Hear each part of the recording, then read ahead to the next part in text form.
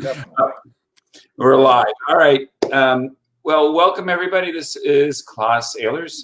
This is Class in 60 Seconds live on Facebook, where we take about 15, 20 minutes and have conversations with really interesting people who have an intersection with what we do at Family Promise. And probably nobody is, there's no one who I could have on who could be more of an intersection on the issue of homelessness than Steve Berg. He is the Vice President of Policy and Programs for the National Alliance to End Homelessness. And I'm really, really thrilled to have him on today because we've gotten a lot of indication from the new administration about what's going to be done around issues of housing, homelessness, poverty more broadly. And Steve is going to explain it all to us to a T in less than 20 minutes. So Steve, thank you very much for joining us. Sure. Thanks for having me. I really appreciate it. And the place to start, I think we want to talk obviously about like the big picture around the Biden administration plans, but let's look at kind of the near term. So we have a bunch of executive orders that have come out that are of significant impact on housing and homelessness, extending the eviction moratorium to March, with the assumption that we'll get it extended to September from there. What do you see as some of the immediate actions that need to be taken right now that impact family homelessness, that factor in the pandemic, the K-shaped recession, and all these other aspects? Yeah. So I think, the immediate problem is, of course, the coronavirus epidemic and its effect on people who are homeless. I mean, we're concerned that a lot of people, we've been concerned for a long time that people who are homeless are living in situations where they have a lot of contact with a lot of people. Some of them do, others not, but a lot of them do. And so it's important to keep people safe. So, making sure people have all the information they need and the equipment they need to do the whole social distancing thing, that shelters are have enough space in them for the people they're holding to so that they won't be dangerous. For people living outside, there's things like making sure hand washing stations are available. And then I think we've seen money in the bills that Congress has already passed to help with those things, but also money for rental assistance. This latest bill that Congress passed just right around the end of December included $25 billion for rental assistance that is in the process of being rolled out. And I think that's going to be very important for people in all kinds of situations, both to stay in the housing they're currently in, if that's something that's good for them and works for them. But then we're also, the way we read the legislation, although it's not, we haven't heard anything definitive from the Treasury Department who's administering it. But the way we read the legislation, that money should also be available for people who are homeless now, who are in any kind of like tenuous housing situation, to move into new housing and pay the rent there. So we're hoping that guidance will come out soon. But in the meantime, certainly for people who are in a place now and are owing rent now but don't have the money to pay it, this is a way to make sure they don't lose their housing. So that's going to be a very getting that put into place and up and running. Getting that program up and running is going to be a very important thing. I agree, and you touched on something, and this I think is really critically important for us in our affiliates, is what are the relief options for people who are not leaseholders, doubled up, non-official rentals, paying for motel stays, and so on. So you're thinking that some of this funding will help those families as well as families that are leaseholders. Well, we're awaiting sort of official guidance from the agency that is administering it. And we're hoping it can be used for that. But certainly, like right now, there's money that was in the CARES Act back in whenever it was, in May, back in May, that is homeless assistance money, ESG money from the Emergency Solutions Grants Program, that can now be used for people who are who are not renters right now, but who need to be renters. But a lot of communities are using that money to prevent homelessness because it's the only thing available. With Right. this new 25 billion, anybody who's in housing now and needs help staying there, that 25 billion is designed for them.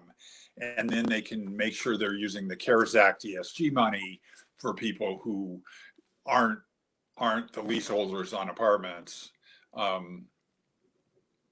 to make sure they can get into an apartment.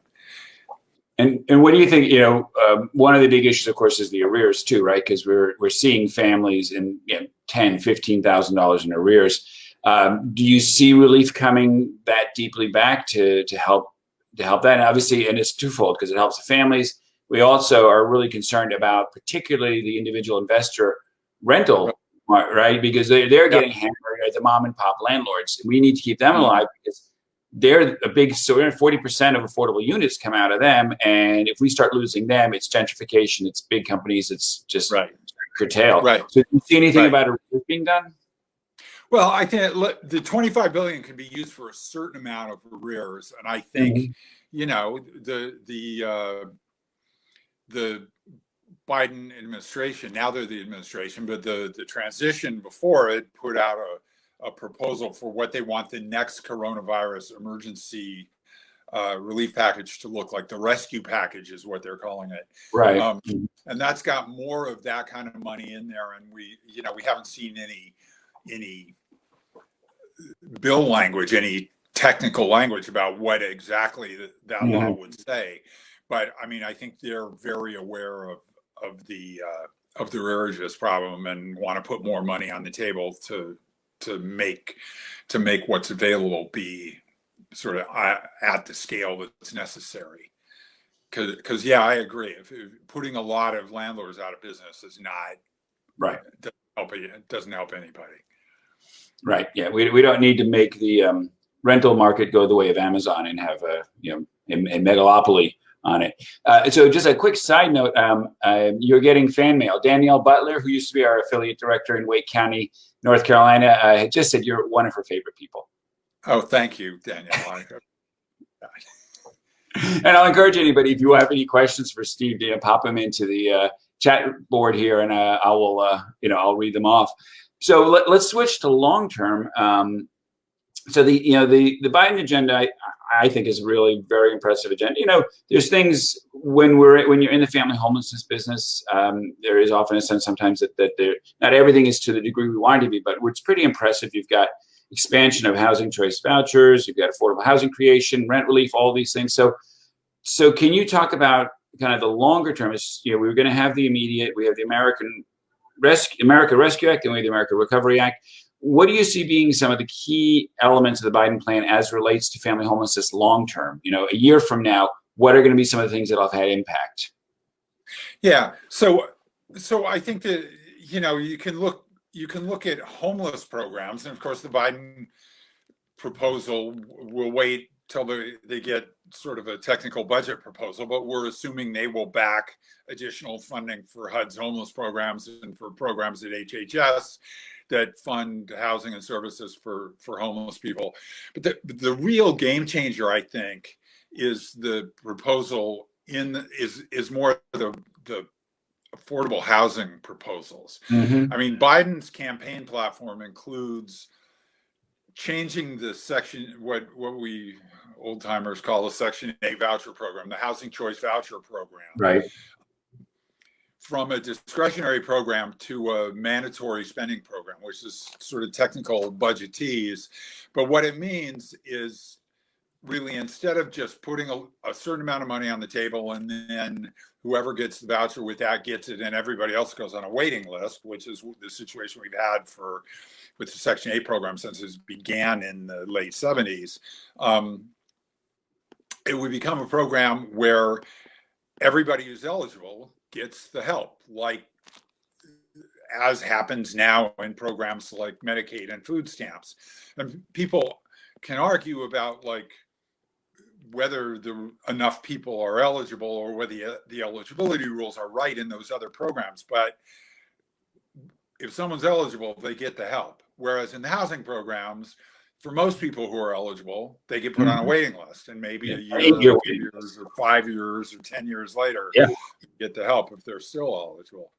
So, I mean, that would be for housing. That would be a complete and fantastic change in the way we've done housing, because we as people who work in this field know. For the most part, we treat housing as a commodity that people, if they can afford it, then they get it, and if they can't afford it, they can't get it. And some people get help from the federal programs, but mostly people don't.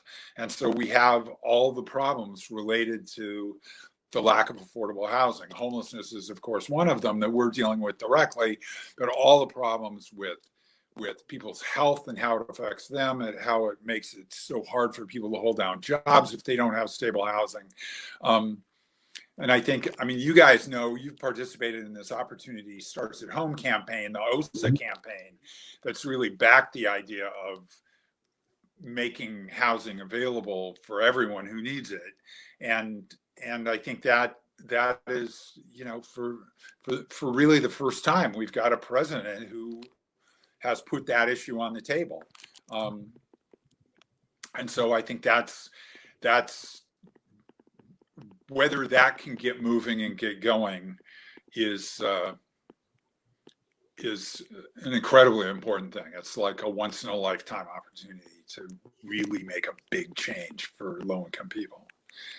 Yeah, I agree. And right, housing is infrastructure, right? We are always talking about infrastructure, the most vital infrastructure that we have.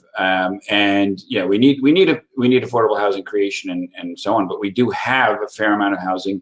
And what I just always find so frustrating is that, it's going to cost more money to do this in the near term, but what you do by cutting child poverty, by stabilizing, the healthcare costs, every intervention you can think of is mitigated profoundly by just simply ensuring that people have housing. Absolutely. And any work that we want to do on getting people more assets, more skills, you need a home, right? All of that, right, is you need a home, and you need to start that. And so it should be universally understood, right? We believe in universal education. We don't think you have to earn education, because we recognize everybody gets education. And we pay for every child to get education, and that means they can be productive people in society. Now, a lot of inequities and so on, yes, but if we said you had to pay, if you had to pay for education, it was a commodity, right? What kind of situation would we be in? Why are we looking at housing differently? Right. Absolutely. And I think that's, people have been talking about that for a long time, but I really believe even before the coronavirus pandemic, there was a very much a rising public awareness of the affordable housing problem, and how that was leading to other kinds of problems, and how it was just, what you just said, I think is struck a lot of people as a very sensible thing. And the amount of money it would cost, is not insignificant, but I think people view it as money well spent. If we have to increase federal spending by $90 billion a year to provide rent assistance to everybody who needs it, it will have all these benefits and all these long-term impacts that everyone sees as valuable. So that's what we're hopeful about this year. And we've got a lot of support from a lot of different kinds of interests and organizations that I think agree with it. Yeah, I agree. So let me ask you, we've got Representative Marcia Fudge will be coming in as the new HUD chairperson, secretary, excuse me. And she's an interesting choice, because she does not have a big portfolio in housing, although she was a mayor.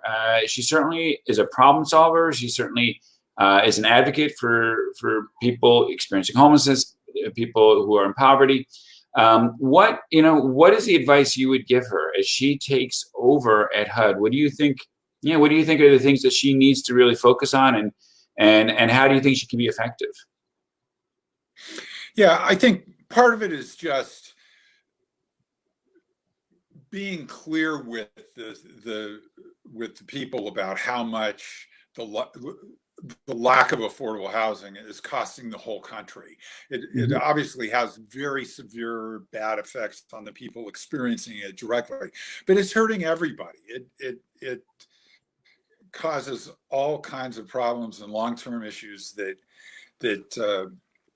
we don't have to have, that we could work our way out of without really any problem. We know what the solutions are. We just have to implement them.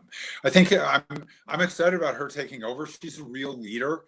I mean, as you said, she doesn't have the policy work, and her expertise while she was on the Hill wasn't necessarily housing focused, but in some ways, the secretary of an organization of a federal agency, they're not necessarily the substantive experts. And you look at HUD just released an announcement yesterday about some of the top people they have already hired, and they have got the expertise on board that they need, the substantive expertise. And what they're going to get from Representative Fudge, I think, is more the political expertise and the leadership to take an aggressive agenda like President Biden has set out, and move that, make it happen, get it through Congress, get it implemented by communities. So I'm looking forward to it. It's going to be a very exciting couple of years here, I think. Yeah, it's you're located in DC, so you've had a very quiet past couple of weeks, I'm sure. Oh, yeah, for sure. Anything else that you would want to say? You know, we've got a number of people from our affiliates across the country who are watching this. Anything else you would want to say specific to family homelessness that you think is important for us to be thinking about? Yeah, I just think think about these agendas. Think about how new housing resources are going to interact with other kinds of services that people need. I think what you pointed out about how the other kinds of services work a lot better when people are stably housed, that's really important. It's also important once they get stably housed to make sure those services are available, because people, you know, one thing we find with homelessness is like people who are homeless, they desperately long for a place to live, but then once they get in there, then they want to deal with other things too, so they don't ever have to go back there. And I think just people need to get very serious about advocacy with Congress, because I think, you know, we're fortunate to have a new president who really is behind these things, but a lot of this is about having the money that's available for the programs, and it's Congress that makes those decisions. The president can propose a budget, but Congress has to decide how much money they're going to put into these various things. And the asks we're making, you know, are substantial increases to these programs. Again, money well spent, in my opinion, and lots of other people's opinion. But that message needs to get to members of both parties, members of the House and Senate. We absolutely need Republicans to understand that this is a problem for them too, and we need Democrats to understand that this is an important problem. It's not just one thing on a list of many other things, but it's one that there's an opportunity to deal with, and really people need to step up and deal with it now.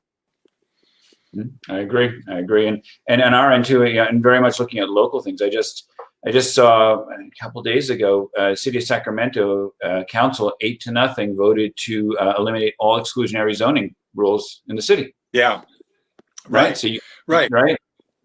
That's a small thing, but that's going to create more housing opportunities. Yep, it sure is. And I think, you know, we talked a lot.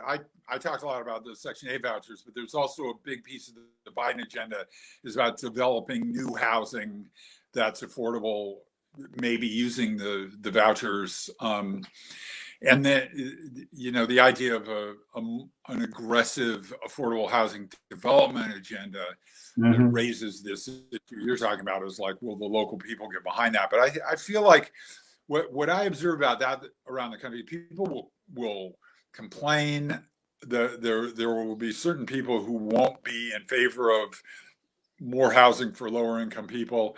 But for the most part, people get that that's the right thing to do, and it's really the only thing to do. I mean, if they want, if higher income people want people in their communities who can work this sort of lower wage jobs or whatever, there needs to be housing available. And I think in place after place, we've just learned that like local officials, the mayors, the city council members have to, if they have the guts to just say, no, this is the right thing to do, we're going to do it, then the majority of voters, local voters, will get behind them on that. So that's, I think, an important message to keep sending out. Yeah, no, it's a good closing note. And Sandy made a comment on the feed here, just how much, one thing that COVID has done is it really catapulted people's understanding of how precarious so many people are, how close to homelessness they are. People recognize that the waitress that poured their coffee, the person doing their hair, not my hair, the landscaper, right? People that were in their lives that they never thought of in this context, they did. So, Steve, that's right. Thank you very much. I really appreciate you coming on, and I'm happy with some of the things as I shared with you. I like the stuff we're doing with diversion, with Christy, and so on. And so we'll continue to look for places for synergy, and some places where we disagree on things, but we all have the same mission. Steve, have a great weekend. Yes. Thank you. Okay, you too. Thanks for having me.